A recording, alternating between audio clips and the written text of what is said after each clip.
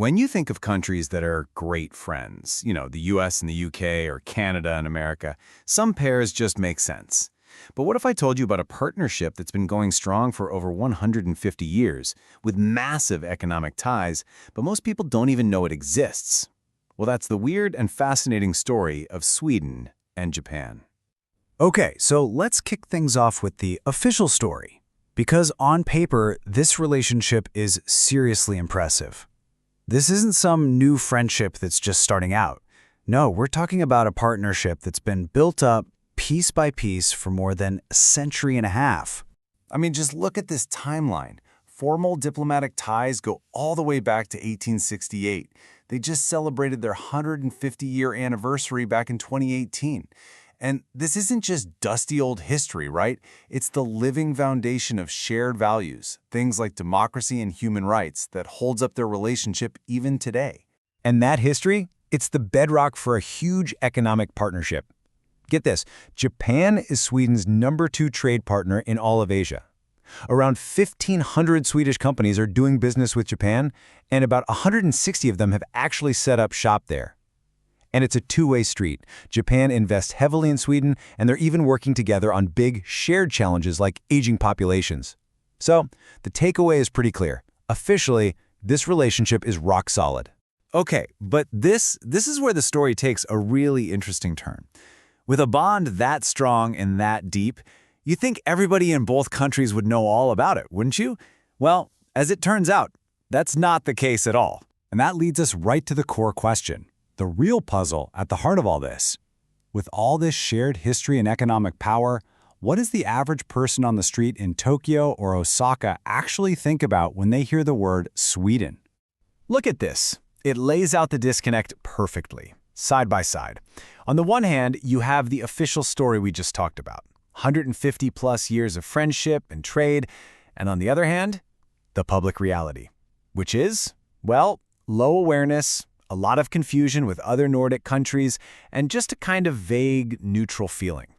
This isn't just a small gap. It's a total chasm between what's real and what people think is real. So what's going on here? Why the disconnect? How can these two completely opposite realities exist at the very same time? We've got to decode this and figure out why this perception paradox is even happening. Well, for the most part, it all boils down to one key thing. See, for the vast majority of people in Japan, they're not doing business directly with Sweden or hopping on a plane to visit. So their main window into the country, it's what they see and read in the media.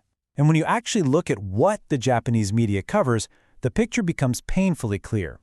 An analysis of news from late 2022 to late 2023 showed that the coverage was almost completely dominated by just two topics: Sweden's application to join NATO and debates about its social issues. That's it. So what happens when the media focus is that narrow? Well, the fallout is pretty obvious. All that incredible Swedish business and innovation we talked about, it's basically invisible. The rich culture, the design, the music, a huge untapped potential just sitting there. And so Sweden's unique identity just gets kind of blurred into this generic Nordic blob, creating the exact disconnect we're trying to understand. But here's a fascinating little twist. A recent study from 2024 found that older generations in Japan actually do have a clearer and much more positive image of Sweden. This really suggests that it's the modern media landscape that's failing to connect with younger people, leaving them with a pretty much blank slate when it comes to Sweden. Now, this perception gap isn't the end of the story, not by a long shot. In fact, there's a massive opportunity just around the corner that could completely bridge this divide and rewrite the whole narrative. And the key to all of it? It's happening at Expo 2025 in Osaka. Now, if you're not familiar, a World's Fair or an Expo is basically a huge global stage where countries show off their best ideas, technology, and culture. And for Sweden, Expo 2025 isn't just another event. It's a golden ticket. It's their chance to completely bypass that media filter and tell their own story directly to the Japanese people. And the scale of this opportunity is just staggering.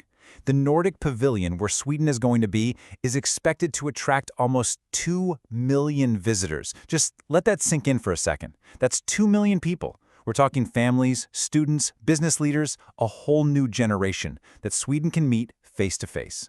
So all of this leads to a really clear strategy.